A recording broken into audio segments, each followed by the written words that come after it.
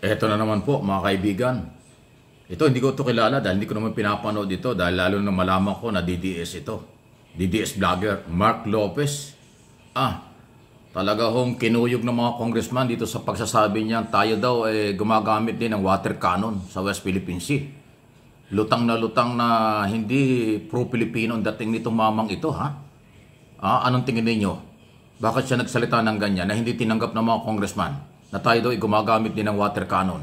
Kakaiba, samantalang tayo ang biktima ng water cannon ng China. Ang ating mga mangingisda, ang mga nagre-resupply sa ating mga sundalo sa ating barkong nakasadyad dyan sa West Philippine Sea. Tapos ganito pa ang sinabi nitong Mark Lopez na ito. Pakinggan po ninyo. Talagang uminit at tumaas ang boses ng mga congressman sa kanya dahil doon sa kanya sinabi na biglang binabawi bandang huli. Yung mga mangingisda natin, masakit sa akin yun. Pero yun po ang nature ng beast sa South China Sea. Ayan po yung Lopez. Tayo rin po nagwa-water cannon, Mr. Chair. Ayan May I know where did you get that information? Was it in the news? Mr. Chair, wala po ako sinabing nag-water cannon sa China. Hindi, sinabi niyo ngayon lang. Hindi, ang sinabi ko po nag-water cannon. Mr. Mark Lopez, pwede natin i-review yung tape. We are on the record. Kasasabi mo lang yun. At saka, did I hear it right? That he said na nag-water cannon din tayo sa China? Ano yung sinasabi mo water cannon? Sinabi mo nag-water cannon. Mr. Chair, wala ako sinabi na ang Pilipinas na ginater cannon ng isang kalabang state. Ang sinabi Sandali po. But we're talking about the West Philippine Sea. This will be your last warning. Or else I will cite you in contempt. Ayan umabot sa ganon. Commodore Tariela, natin, ako po kasi talagang naniniwala ako na yung West Philippine Sea atin yun eh. At ako talagang saludo ako sa pinakikita mo na ipinaglalaban mo ang soberenya ng ating bansa.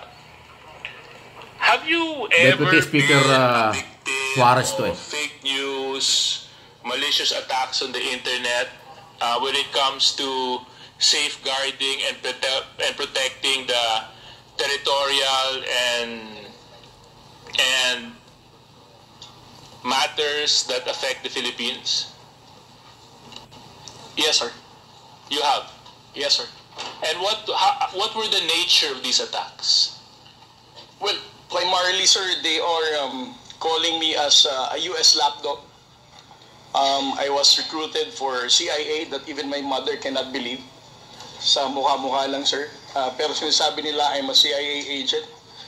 Wow. They are also saying that I am receiving talent fee from the U.S. Embassy. At one point, they also said that I went to the residence of Speaker to receive 3 black bags. Those kind of things, sir. And were these attacks from Filipinos or from foreigners? From Filipinos, sir. From Filipinos? Yes, sir. Okay. Grabe, I'm sorry for my ignorance. Are those Filipinos present in this room? Yes, sir. Uy, yan na, tinukoy. They're here now. Yes, sir. Can you point them out? Mr. Mark Lopez, sir. Ayan na, tinukoy. Mr. Mark Lopez. I can't seem to. Who is Mark Lopez? There. Okay. Mr. Mark Lopez. So dito po sinasabi ni Commodore J. Tariela na meron ka daw pong mga isinusulat na hindi makatotohanan laban sa kanya.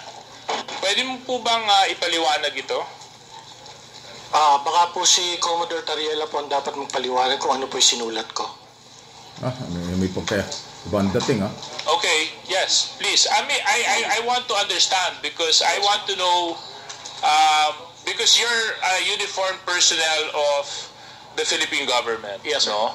And your duty is to uphold the Constitution and to fight for sovereignty and for the protection of the welfare of the Filipinos. Yes, sir. So I want to know because if he's a Filipino and he's attacking fellow Filipinos, medyo red flag po sa akin yon. So pwede po bang may share mo pa ang uri ng mga sinabi ni Mark Lopez laban po sa inyo? Yes, sir. Last February 5, 2025, he posted it on his X account.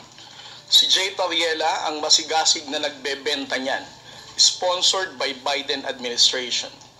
And also, last August 23, 2024, he said, patriotism my ass. Kayo kaya ang taksil sa bayan dahil sunod-sunuran kayo sa dikta ng Amerika. Booking na ang kawalang hiyaan mo, Jay Tariela. And Okay, yes. series of postings, sir. Yeah. Let's ask him to comment on those. Mr. Mark Lopez, you're questioning the patriotism of one of our uniformed personnel. You describe him as a lapdog of the U.S. because he's fighting for the sovereignty of our country. So, where are you Sige, pakinggan coming natin. from? Mr. Chair, I have been reading a lot and I have been being bombarded with a lot of news about the South China Sea issue. And among this news or information that I have been able to obtain is that the United States is using the Philippines to promote its agenda in the South China Sea. And it is on Google, it is in the news.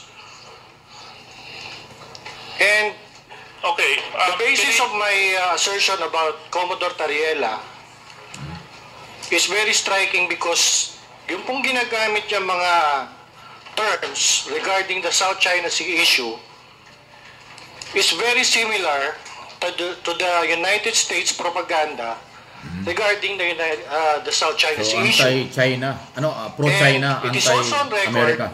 that Commodore Tariela has been to the United States, has been is very supportive of the assertive transparency that is being propagated by the United States in the South China Sea.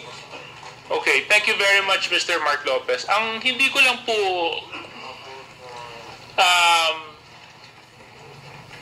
I'm trying to understand, no? You're saying that he is a lapdog just because he's fighting for what is rightfully ours? It's in the similar vein, Kasi yun din naman po ang sinisigaw ng mga mamamayang Pilipino. Atin Yes, po yun. yes. Correct. Yun din po yung sinisigaw ng mga mangingisda na nanggagaling sa Zambales na Yes. araw-araw kinakawawa na binabangga ng mga Chinese militia vessels. Ito Yun yan. din naman po yung nararamdaman ng milyon-milyong Pilipino na yun po talaga ay para sa Pilipinas at pag may may-ari ng Pilipino. Galing. At ngayon po nakakalungkot, kanina nung ini-interpolate ni Kong Rog, pati yata yung Palawan, sinakop na rin ng China sa kanilang bagong press release. Now ito po ba dahil sa nais to ng US? I don't think so. Filipino, Mr. may gusto Chair. yan. I think that's reckless. I'm not fighting for US interest when I'm fighting for what is Philippines, what is pro-Philippines, what is ours. I'm fighting for the Philippine interest only. Yes. Mr. Chair, pwede ko po matanong, ano po ba yung atin na inagaw? Oh, nagtanong pa. Ulit, Ano po yung sa atin na inagaw? ano po yung, Ano po yung ating territory na inagaw? O kinuha?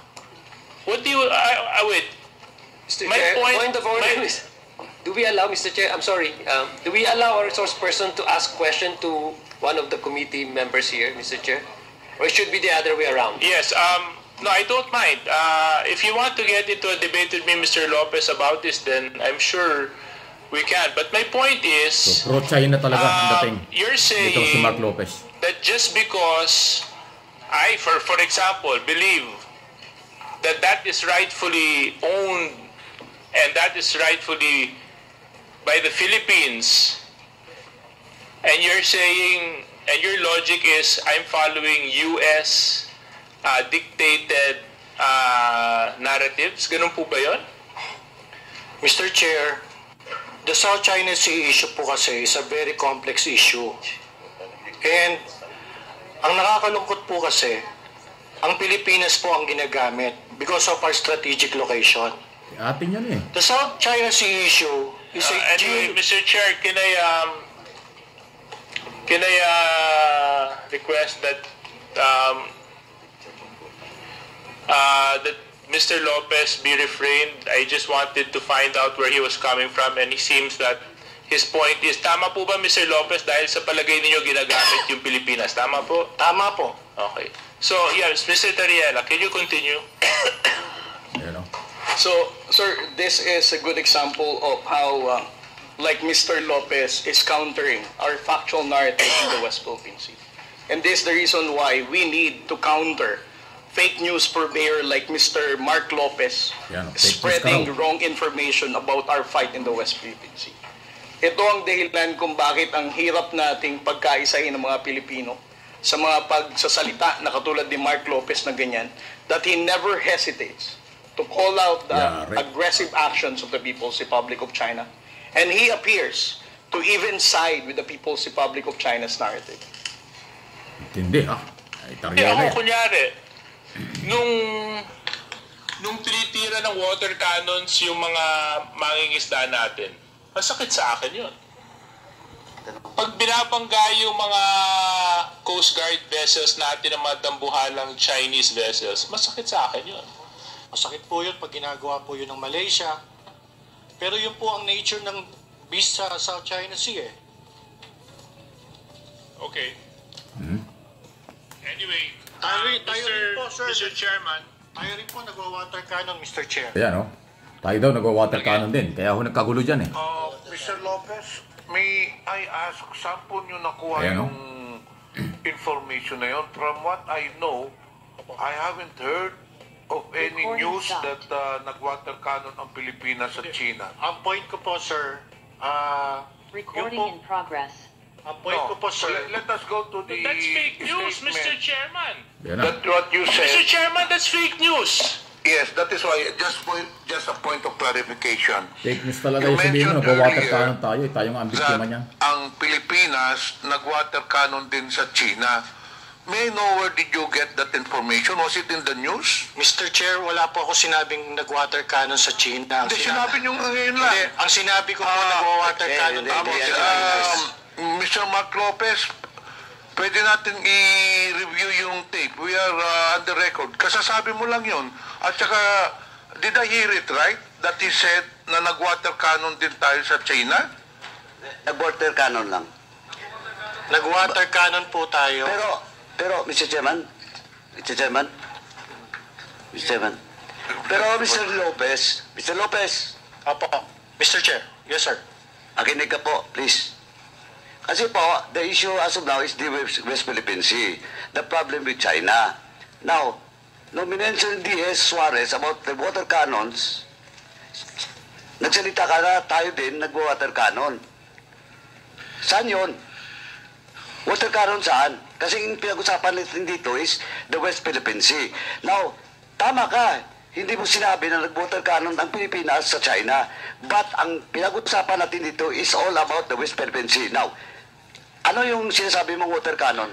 Mr. Chair, I premised my statement po kasi kanina sinabi ko po that the South China Sea issue is a complex issue. Sandali po. Please answer my question. What do you mean that the Philippines is using water cannon? Kasi po yung water cannon is a facility. Opo. Huwag ka magpalusot. I warn you. You're under oath. Ang water cannon Sagutin mo po. po where you refer that water cannon. That Hindi you po. mentioned. Ang water cannon na deployment po kasi is one of the actions taken by a state. Yan o. Pag meron po mga dispute na ganyan nga po. Ang Pilipinas, ibig mo sabihin, mag-water cannon din sa China. Pwede po. That's you. Sinabi mo nag-water cannon. Mr. Chair, wala ako sinabi na ang Pilipinas na water cannon ng isang kalabang state. Ang sinabi Sandali ko po. But we're talking about the West Philippine Sea. This will be your last warning. Or else I will cite you in contempt. This is your last warning. You're under oath. Opo. What do you mean that the Philippines is using water cannon? Mr. Chair, ang sinabi ko nga po, ang Pilipinas pwede pong mag-water cannon. Hindi. Walang pwede. Sinabi mong mag-water cannon. Mr. Chair, sige po. Mr. Chairman, with this, Mr. Chairman. Mag-apologize po ako. Mali po ako. Sige po, fake news po ako. Ayan. Ang sinasabi ko lang po, pwede po ang water cannon sa South China Sea issue. Hindi, ganito lang po. Fake news po ako. Ayan, maamin Hindi, ang sinabi mo, what you said, nag-water cannon, Mr. Chair. Opo. If you want, Inaadmit ko po. we can ask the Secretariat to refer to our stenographers in the back to the statements issued by Mr. Lopez regarding that issue. So, Grabe, Ayan, Yan ang DDS vlogger. Yan ang mga hindi nagkumukundi na sa ginagawa ng China. Sila yung grupong yan na ngayon ay nakabukuhan na sa investigasyon ng Kongreso na dinig naman ninyo. Di ba? Sila yung hindi sumusuporta sa Philippine government. Tinira pa si Commodore Tariela. Pinagbintangan pa kung ano-ano. Fake news. Ayan, bandang huli umamin, fake news daw siya. Nagsorry siya. Ano yun?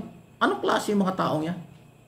Ayaw manindigan sa kapakanan ng taong bayan. Ayaw manindigan sa ginagawa ng gobyerno laban sa West Philippine Sea o ipaglaban ng West Philippine Sea laban sa China.